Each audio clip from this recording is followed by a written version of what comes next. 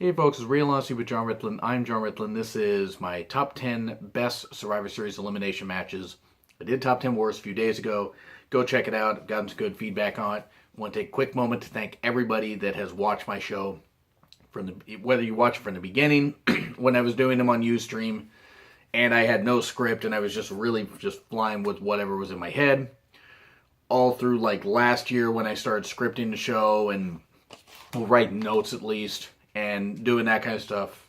I've really grown. I was just over 5,000 views at the end of last year. In fact, I think just about 5,000 views. And now I'm above 25,000.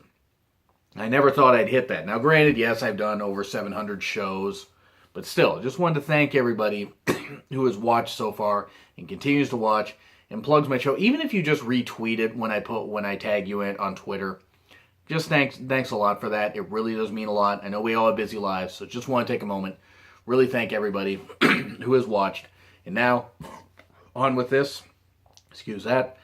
And this is basically just going to be me running through a couple moments in matches, and now mentioning all the cast members. Though I do want to bring in a guest really quickly.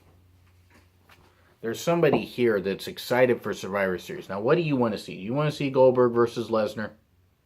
No? I don't think she does. Say hi. Anyway, Team Kingston versus Team Orton from the 2009 Survivor Series is number 10. This was when they were giving Kingston a pretty big push. He had thrown paint on Orton's race car, hit a boom drop in Madison Square Garden, putting Orton through tables, and good assembling talents on both sides. But you had it came down to Kingston versus Orton and Punk. Rolls up Punk, 1, 2, 3. Trouble in Paradise to Orton right after. Pins two former world champions within 30 seconds. Unfortunately, this push didn't last long because then Orton had to go stupid little bratty bitch that Orton is on an episode of Raw in early 2010. And Kingston went from going up the card to right back down. To be fair, I'm not sure Kingston, even with that, would have lasted long in the main event. It would have been nice to see him maybe get a chance to be Money in the Bank, winner at WrestleMania 26. That didn't happen. Kingston still made a nice living and a nice career for himself as a multi-time tag team, IC, and US champion. So, okay, that's been pretty nice. Still, it was a fun elimination match. I really enjoyed it. Number 9, $1 Million Team versus the Dream Team. Really, this is just on here because it was The Undertaker's debut and he dominated. And then he got counted out attacking Dusty Rhodes. Despite, I don't know if he was actually the legal man in the match, but whatever. Still, Undertaker's debut, that's why it's here on the list. And it's fun for nostalgia.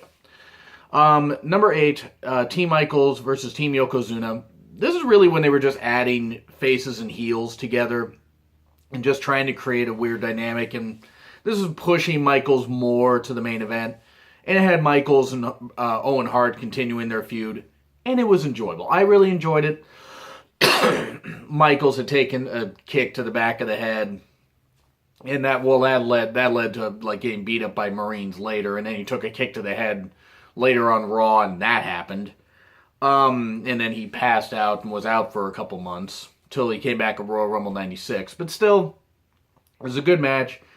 Good collection of talent. Even Shane Douglas and his Dean Douglas character, which admittedly didn't really work. Not that Shane Douglas wasn't intelligent. At least he was back then before he coked and drank his mind to nothing. But it was still good for nostalgia and a really fun tag match. Really fun elimination match. I really enjoyed it. Number 7, the All-Americans versus the Foreign Fanatics. Yes, Ludwig Borga got a, main event, or fairly main event, level, like, push here at this point, which I didn't get because the guy was a lousy worker and apparently a lousy human being from what JR and other people have said. Like, he even had a swastika tattoo on his leg that had to be covered up. But this is when they were still pushing Lex Luger as the All-American 1.25% charisma of Hulk Hogan, clone. And it was kind of funny to see Undertaker have open his coat and have an American flag on. I don't know why I found that funny, but still, it was a good match. And it led to having more of a feud with Taker and Yokozuna at Royal Rumble 1994, casket match. Taker took time off for a back injury, so he got beat up and buried by about 50,000 people. It was just actually about 10 guys, but it was a lot of people that helped Yokozuna win. But still, it was a fun elimination match, and I don't know why they continue with the push of Luger, because Vince just didn't seem to understand that after he didn't give Luger the title at SummerSlam 93, after all that build, it was not going to work. But still, fun elimination match with the talent involved. Even Ludwig Borga, I don't know why he was there, and I don't know why that name's hard for me to say. Number 6, Team Miz versus Team Morrison. Basically, it was fun. It was fun to have it was a mixture of veterans and young talent.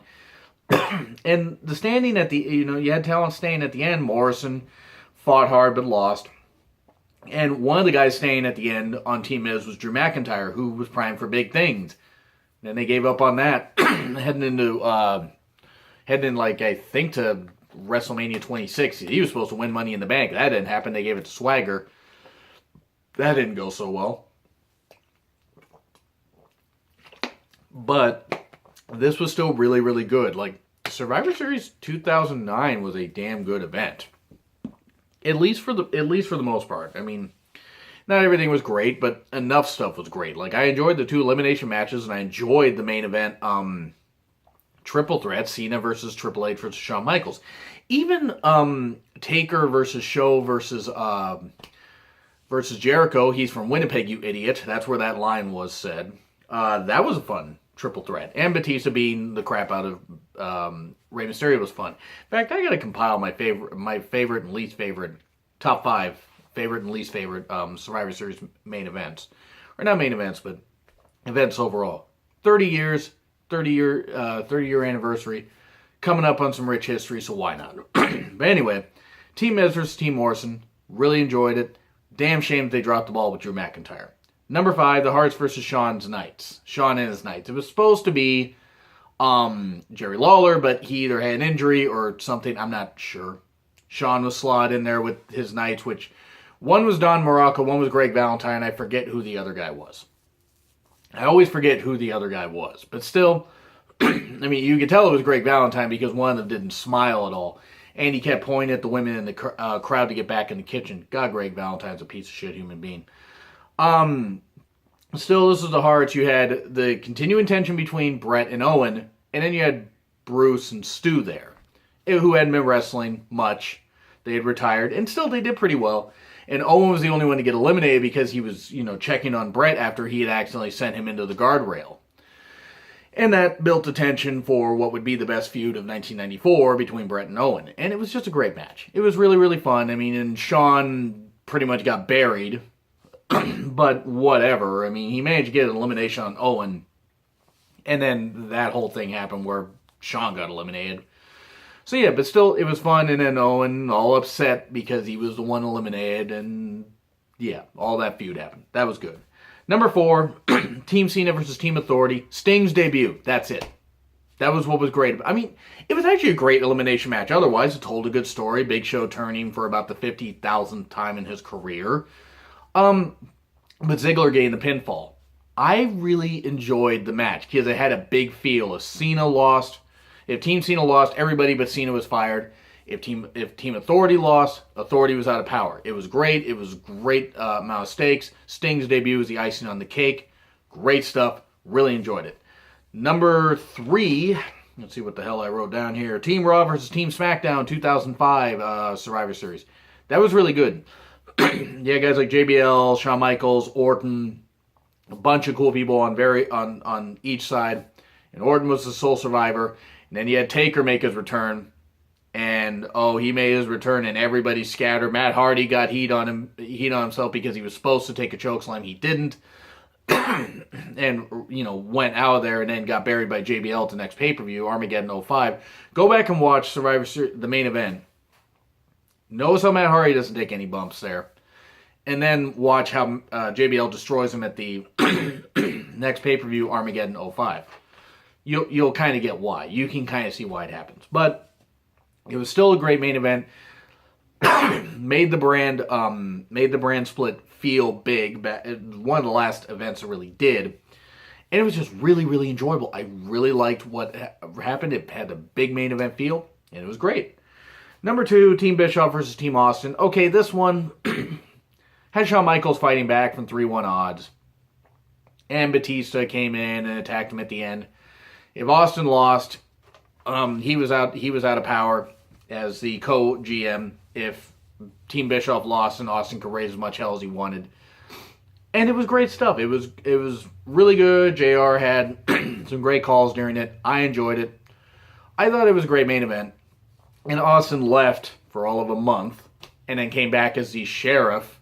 They had no idea what they were doing with Austin at this point. I mean, he couldn't wrestle anymore. He couldn't take any bumps, even though he took an F5 from Brock just before WrestleMania 20. But anyway, it was still really good. I really enjoyed this because I had that big main event feel. And number one, the Alliance versus WWF Survivor Series 2001. It was about 45 minutes of just pure action, pure drama. They botched the whole Alliance thing, the whole WCW invasion. And I booked that, by the way. I booked that in a 4-part series on my timeline there. Check out my fantasy booking playlist. Or just ask for me to share it with you on Twitter, and I'll have my link in the description. And you can see how I would set it up. I would have bankrupted Vince with how much money I would have spent. But anyway, this was the type of match we should have gotten. It was just great. Like, even though it was like a lot of mixture of WWE guys on the WCW side, it was still great stuff. Unfortunately, it came down to Austin versus Rock, which it shouldn't have, because this is supposed to be about the Alliance, not about this continuing feud. But whatever.